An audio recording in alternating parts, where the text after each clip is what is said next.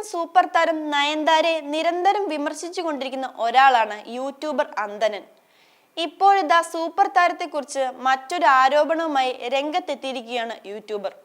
Nayanthara shooting ലൊക്കേഷനിൽ കുട്ടികൾക്ക് വേണ്ടി ആയമാരെ കൊണ്ടുവരാറുണ്ടെന്നും അതിന്റെ ചെലവ് നിർമ്മാതാക്കളാണ് വഹിക്കുന്നതെന്നും അദ്ദേഹം ആരോപിച്ചു. കുട്ടികൾക്ക് വേണ്ടി 2 ആയമാരുമായാണ് നയൻതാര ഷൂട്ടിംഗ് ലൊക്കേഷനിൽ എത്താറുള്ളത്. നിർമ്മാതാക്കൾ അവർക്ക് വേണ്ടി ചെലവ് ചെയ്യാൻ നിർബന്ധിതരാകുകയാണ്. അവിടെ എന്ത് ന്യായീകരണമാണുള്ളത്? കുട്ടികൾക്കായി ആയമാരെ കൊണ്ടുവരുന്നുണ്ടെങ്കിൽ അവരുടെ ചെലവ് വഹിക്കേണ്ടത് നയൻതാരയുടെ ഉത്തരവാദിത്തമാണ്, അല്ലാതെ നിർമ്മാതാവിൻ്റെതല്ല, അന്തനൻ പറഞ്ഞു. നയൻതാര അവരുടെ വിവാഹം വലിയ തുകയ്ക്ക് നെറ്റ്ഫ്ലിക്സിന് വിറ്റു. എല്ലാത്തിനെയും അവർ ബിസിനസ് ആക്കി മാറ്റുകയാണ്. കരിയറിൽ നല്ല വളർച്ച ഉണ്ടായിട്ടുണ്ടെങ്കിലും ഇപ്പോൾ അത് റിവേഴ്സ് ഗിയറിലാണ് പോകുന്നത്.